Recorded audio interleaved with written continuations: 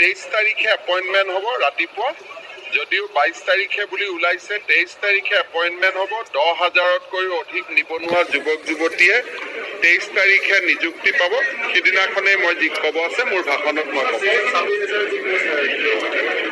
এইটো কিয় সুধি থাকিব লাগে যেতিয়া হ'ব হ'ব আপোনালোকে সুধিব আপোনালোকে পকাই পকাই গৈ নিউজ কৰি মানুহৰ মাথাটো বেয়া কৰি দিব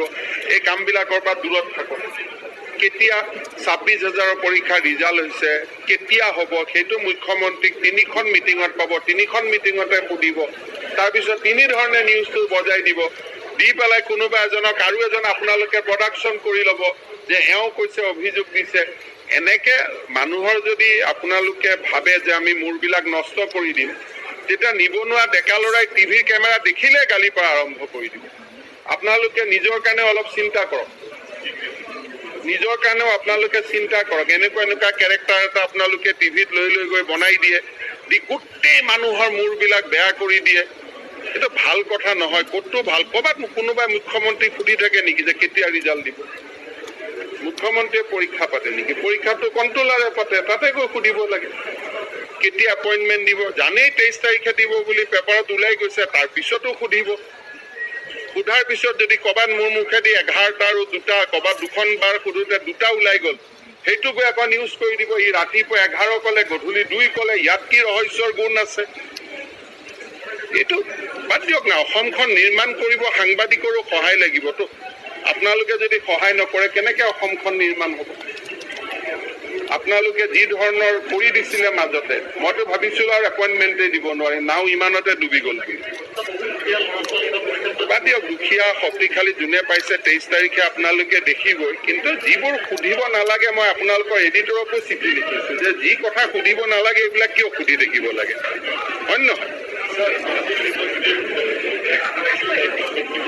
এতিয়া আমি ইয়াতে আহিছোঁ MSMEৰ ওপৰত আপোনালোকে আহিছে MSME ইয়াতে আকৌ কিবা এটা ব্যক্তিগত কালেকশ্যনৰ ওপৰত সুধিব এইটো মিউনিচিপালিটি সুধিব লাগিব না এইটো মুখ্যমন্ত্ৰীক সুধিব নেকি হয় নহয় মিউনিচিপালিটিৰ কথাও মই উত্তৰ দিলে মেয়ৰক কিয় ৰাইজে ভোট দিলে যে মেয়ৰৰ দৰমহাটোতো মই লোৱা টাইপ হ'ব হয়নে সেইটো আপোনালোকে সুধিব সুধি পেলাই তেওঁলোকে যি ক'ব তাৰ বেলেগ এটা আপোনালোকে তুলি দিব গতিকে মই আপোনালোকৰ সকলো মালিকক চিঠি লিখিছোঁ যে যিমানটো সুধিব লাগে সিমানটো সুধি থাকিলে আমাৰ সম্পৰ্কবিলাক অটুট থাকে হয়নে আজি এতিয়া আপোনালোকে MSMEত আহিছে MSMEটো কোনো কথা আপোনালোকে নুশুনিলে নিশিকিলে তাত এটাও প্ৰশ্ন আপোনালোকৰ নাই তাৰ মানে কি যে আজি আপোনালোকৰ পৰা মানুহে আশা কৰি আছে যে ক্ষুদ্ৰ উদ্যোগীবিলাকে কি খবৰ পাব সেইখনৰ ওপৰত না আপোনালোকে মিটিং শুনিলে না ষ্টাডি কৰিলে তাৰ ওপৰত এটাও প্ৰশ্ন নাই নাই আজি মিটিং 6 জনগোষ্ঠীৰ ওপৰত আছিল নে ক্ষুদ্ৰ উদ্যোগীৰ ওপৰত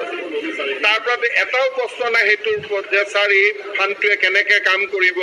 ইয়াৰ পৰা বেংকৰ পৰা ক্ষুদ্ৰ উদ্যোগীৰ কি সহায় হ'ব এটাওতো প্ৰশ্ন সেইটোৰ ওপৰত নাই আছে জানো আছে আজি যে ইয়াতে যে 5,000 কোটি টকা যে এতিয়া আমাৰ ল'ৰাই লোন ল'ব পাৰিব এটাতো প্ৰশ্ন সোধক ছাৰ নিবনুৱা ল'ৰাজন এইটোৰ পৰা কেনেকৈ লাভ হ'ব বুলি কেনেকৈ কৰ্মসংস্থাপন পাব সেইটোতো কোনো নাই